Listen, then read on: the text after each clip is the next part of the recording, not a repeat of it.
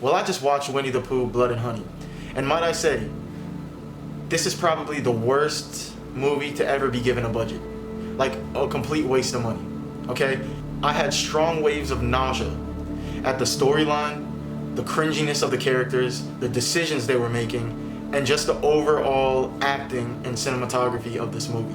Now, I was seeing some noise about this on social media, and I was like, that's interesting. Winnie the Pooh being turned into a serial killer, I've never heard that before, and I wonder how the hell they're even gonna do this, right?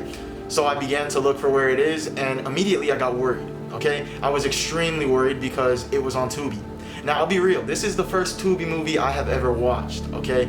But I've stayed clear of the platform for reasons I'm not proud of, to be honest with you. It's really just falling for like outside narrative. I never really made a judgment on my own, but the consensus that Tubi just had the worst movies and the worst acting was so overwhelming that I kind of just went with it, okay? And yeah, I just stayed clear from it for all these years. Even on Instagram, whenever there would be like a really just nonsensical scene, it would be a scene from Tubi. It would like be the most dumb acting ever, the most hysterical acting in the worst way possible, and it would be like only on Tubi, right? So I guess I had a little bit of proof, and I was like, yeah, this is nonsense, bro. I can't believe movies are getting greenlit on this streaming platform. But I decided to be like, fuck it, you know what? I'm gonna give it a try. So I went on Tubi, you know. Now I will say it's not as bad of a platform as I had anticipated. One, it's free.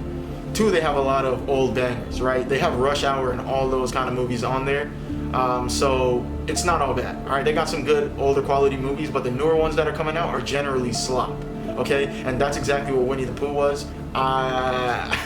It was pretty bad. I would rather find who holds the Guinness World Record of playing the saxophone the loudest, have them take the deepest breath that they could possibly manage, and just blow that shit into my ear for the next 30 minutes. Just have that saxophone ringing in my ear, then ever watch this movie again. So, a quick synopsis of this movie is pretty much this. In the beginning of the movie, they have an animated story, kind of giving you the lore of what Winnie the Pooh and the main character of this movie pretty much is, like what the relationship is, right? So it's about a kid named Chris, and he wanders into the woods, and he stumbles upon the characters from Winnie the Pooh, right?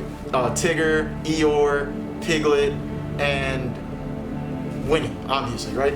And he just becomes best friends. Like, he has no friends outside of these guys, from what it sounds like, and he's just in the woods playing with them all day, every day, okay? And eventually, he has to go to college, so he leaves them. Now, Chris going to college ultimately makes all of these animals filled with hatred and rage towards humans, and they just become completely feral. So this backstory has you thinking that these are actual animals, right? These are actual, like it's an actual bear, it's an actual pig, things like that, right? The animals, for what they represent, you're thinking that they're actually animals based off of how the story tells. Now the drawings, they kind of look like people with like a pig mask and a bear mask and so on and so forth, but the story is portraying them as if they are actually animals. Like, Chris is in the wood playing with animals. So after this little animated story, Chris comes back and he's there with his wife, okay? And he stumbles upon, he can't find them at first. He's trying to like convince his girlfriend that, yo, you know, they're real, yada yada yada. She thinks he had imaginary friends. They eventually stumble upon where they live, and there's a lot of red flags. There's a picture, they don't really show the picture, but it's, you know, of him, and they did something bad to the picture. And the girlfriend's like, yo, we should get out of here. This is a little weird, first of all. You were hanging out with fucking animals, and now they're drawing shit like this of you. We should bounce, right? It's too late. When he comes back, they hide. They eventually leave and get caught up by Piglet. Piglet then, you know, does what Piglet does, all right? I don't know if I want to get into spoilers. You know what? This movie's shit, bro. I don't recommend anybody see this, so I'm just gonna get into the spoilers. Not all of them right now, but in this video there will be spoilers, alright? So I'm telling you, if you want to watch this movie, I'd leave this video right now and just go and watch it. But I'm telling you right now, this movie is trash, okay? Like, I would not recommend it. But if you want to laugh and see how bad cinema gets, this is it, okay? That's the only reason I would recommend it, to laugh at this movie and to see what terrible acting and terrible storytelling gets. Like, this is as play school and as dog shit as cinema gets. This is the worst movie I've ever seen, to put it point blank, okay? Yeah, so Piglet kills her. then Piglet and Winnie come out of the woodworks and they kind of just gang up on Chris, right? So now then we fast forward and we meet the new main character of the movie. She is literally getting therapy for some trauma that we don't know yet. And the therapist is like, why don't you just go somewhere, clear your mind, somewhere quiet? So she plans a trip with her friends and they decide to go to the middle of the woods, a creepy ass, remote ass middle of the woods to get away, okay? First red flag. Eventually, all of these girls stumble upon Winnie and Piglet, and they are just having to fend for themselves. To put it quite simply, they're having to fight for their lives and try and find a way to get out because Winnie and Piglet are going on a rampage. That's it. That's literally what this movie is about. They just have to try and escape the slashers, right? It's pretty much your common slasher film, just with somehow an even worse plot. Now, is the movie good? I already answered this question. I think it's probably the worst movie I've ever seen in my life. Like I said, I'd probably recommend it only for you guys to see like a clear example of how bad cinema could get. But other than that, like if you want a good movie to watch, I would never, ever recommend this movie to anybody unless I'm trying to torture them. The perfect way to describe this movie is an hour and a half held hostage, right?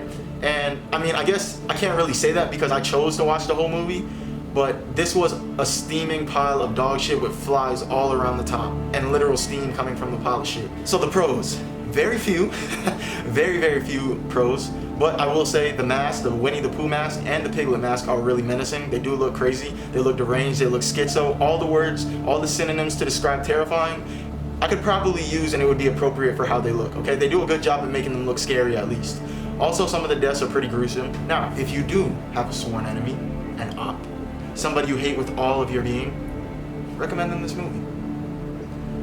Recommend them this movie and you will win the war. You will mentally torment them forever. You will have done everything you needed to do to get back in blood, all right? This is the best type of revenge. Just know that you will have to look over your shoulder for the rest of your life and you can't ask why, or you can't blame them because you know what you sent them into. You knew what you were gonna put them through, so you can't blame them, all right? Just know that. But outside of that, there's nothing else. That's literally where the line is drawn for the pros. Cons. Now this section of the video is gonna be pretty lengthy because I could just go over pretty much the whole video, bar the way that the killers look, but the whole movie can be scrapped, okay? The whole movie can be scrapped if I'm being completely honest, but if I had to break it down and give you a few cons, I'd probably say the acting, for one, is just atrocious. Like, it almost looks like the director told them, yo, do the most generic, cringy delivery for your lines, and let's see how bad we can get. Let's see how hard we can make the characters or the audience cringe, okay? That's what I feel like the direction the actors were given. It's either that or they're just shit and they're not gifted at acting at all and none of them have a career in this field. But the lines were delivered so weird, it almost felt like a Broadway kind of vibe that just did not fit. Like, it was like, you just have to see it to really understand, but it was some of the worst delivery I've seen in any movie. The pacing of the movie was atrocious. You skip from the story when they were younger, right, the animated story, to Chris coming back with his wife, to her getting killed, to then them jumping right into, I forgot how long they said in the future, but to the main character now that the movie is revolving around, to them going on the vacation, to one of the friends immediately bumping into Winnie, and then pretty much it's just a chase from there on out. The sequencing of the movie, the pace of the movie was just all off. It was just all rushed. The character decisions were just freezing cold temperature, New York weather temperature IQ. It was just, everything was questionable about this movie. Like, why? The script was ass. You know, like, pretty much anything you could think of involving the making of a movie, it was ass. Some of the camera angles were ass as well. There was a specific scene where Winnie's chasing this girl through the forest, and I understand like they're trying to have like the shaky camera effect, but it's absolutely horrible. Like, it's not even a good shaky camera effect at all. It literally looks like whoever is recording the camera is literally running and not trying to focus on catching, you know, the person they're trying to record run. They're literally running with no intention of getting a good shot. So it was pretty bad. It was really bad. And there was one specific scene as well where Winnie kills one of the characters in there. He, you know, like, just completely devastates her head on the edge of a wood chipper, and then he puts her in the wood chipper, and she's already dead before he even puts her in a wood chipper, and they have her kicking her legs. It's like The Walking Dead, and she fucking came back as a zombie. Now the characters.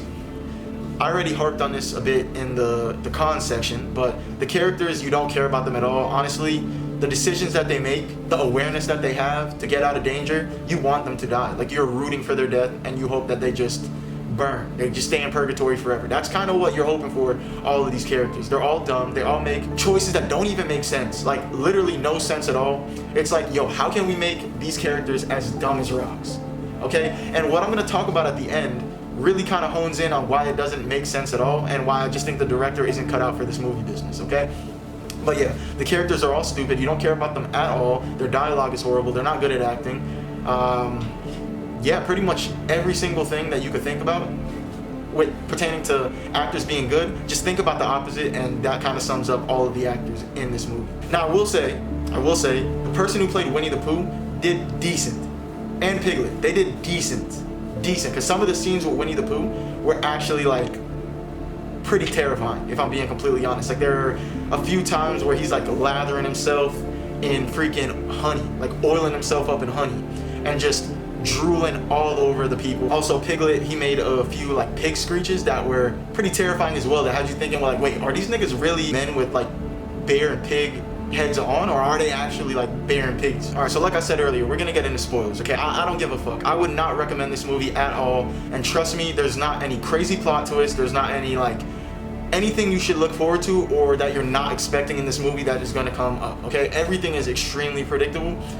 It doesn't take one brain cell to understand this movie. Like, there's no thinking involved. It's like a mind-numbing movie. Mind-numbing movie that is like torture, film torture, pretty much. If you are a masochist or somebody that just loves to cringe, like you're just a cringy person, you love to cringe at shit, then you'll like this movie. So at the end of the movie, they kill off everybody but Chris. Everybody dies. Even Piglet dies. But they have a Piglet movie, which I need to look more into. But Winnie survives, and he's just there. He stabs the main girl that's in therapy. I think her name's Tara. I forgot the characters' names, all right? Like, that's how irrelevant the movie is. Like, you don't even care to know the characters' names. The only thing that, you know, really interests me in the movie was this girl right here. She's fine as hell, and in the hot tub scene, she's sexy as shit too, but she's also the dumbest character in the movie by far, and you can tell by her personality. All she does is care about herself, take selfies left and right, and there's just, in the hot tub scene, she's literally taking selfies, and Winnie the Pooh is behind her. Winnie the Pooh is behind her, she catches him in the selfie, and is like, what the fuck is that, yada yada yada. She gets out of the hot tub, and then gets right back in. She says, you're not gonna ruin my night. And she gets back in, and not only does she get back in and looks at the direction where Winnie was in the background of her selfie, but she turns from there, puts her head back, and starts to close her eyes as if she's about to fall asleep.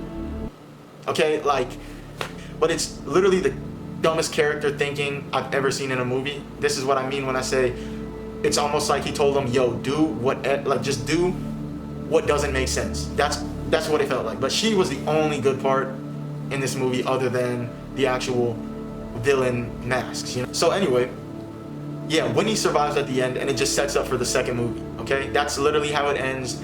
There's no subtle ending or anything. It just pans to him, like, standing up, and it just cuts to the credits. So the main problem with this movie, I'm not gonna go and state over the obvious, right? This movie is just ass. I've already told you everything that you need to know about why this is a steaming pile of dinosaur shit. This is awful. But I was curious, because I was like, there's no way that this is a serious film. There's no way somebody could go into this with a budget and, you know, have the opportunity to go on a streaming platform, and this is the bullshit that they put out. There's no way. So I looked at an interview with the director. The director's name is Rise Frock Waterfield. And basically in this interview, he was saying like, oh, we had a budget of $27,000, and he was basically talking about how he didn't have any resources to film this movie, so he kind of went into like the comical, nonsensical route, like the kind of stupid route, and obviously it didn't work, right? So they kind of were aware that this was the kind of film that they were making, but it kind of sounded like he was making excuses, like, oh, I didn't have enough to make a good film. But we've seen people like Curry Barker with an even lesser budget make much better things, right? And I understand Curry Barker with his short films before Obsession. We know Obsession was like a $750,000 budget, but for his short films like The Chair and Milk and Cereal, I know these are short films, but he had a budget of like $600 for Milk and Cereal, which is not far off from the runtime of this movie. And for The Chair, I think he had a budget of like $6,000. So there's really no excuse. You had $27,000 and this is the bullshit that you came up with. I personally think this guy is just not meant for filmmaking. He does not have a creative enough mind. His mind is too simple for storytelling, and he just doesn't know how to formulate a good story. Filmmaking just isn't for him, to put it quite simple. Okay, to just put it lightly, he does not have a directing mind. He does not have a storytelling mind. Go be a fucking accountant or something like that, right? Because creativity clearly isn't your strong suit. I don't understand. You don't want bigger opportunities? You don't want another chance to direct a different movie? You don't want to have somebody give you more money for a budget? If you do, why would you put this out? Why is this the film that you choose to put on Tubi? I don't understand. Like, as far as I'm concerned, you're never gonna get a big break after posting this shit. You're never gonna have a big break. You know, I hate to be that guy, but this was awful. This is telling film investors, do not give me your budget, because if you do, I will waste your fucking money. I will make sure you feel like you got scammed. If you give me a $1 million budget, I will make sure to make a $1 million worth of slop. I will make it so shit that it feels like I spent $1 million on making this movie shit. That's what I feel like he gave making this movie. That's what I feel like him as a director, if directors had aura, or like how in JoJo Bizarre, if you know that show, they have like entities behind them, that would be his entity. Just a big pile of shit, steaming shit with flies. In the director meeting, he talked about how the film did well financially. I'm not sure how, seeing that it got 3% Rotten Tomatoes. I've never seen a score that low. I've never seen a Rotten Tomato score that low. 3%. So I'm not sure how it did well financially, right? And apparently, he did get another budget to make a second movie. Who? I'm assuming that his investor is like a high-risk gambler or some shit. He spends his life in a casino and he's like, fuck it, kid. It could only go up from here. So much of the interview, he just sounded like he was making excuse after excuse, like $27,000 isn't enough to make a good horror movie. I don't understand what the budget has to do with the actual storyline, like telling a good story. That didn't really make any sense to me. He sounded like he just went on that interview and just spat nothing but bullshit to the interviewer. And the producer was talking about how they only had 6 days to film it. I'm not exactly sure why. They had 6 days, they didn't exactly say, but it sounds like these guys aren't even good with time management, because this dude, the producer, his goal was to make 100 movies the same year that this film was released. And I'm sure all of his other films, I haven't even looked into them, but based on judging him off of this work, if I have to judge a book by its cover, I'd say they're probably shit, you know? Because he said they want to be like the Terminators of film, like if we get a budget, we're gonna execute.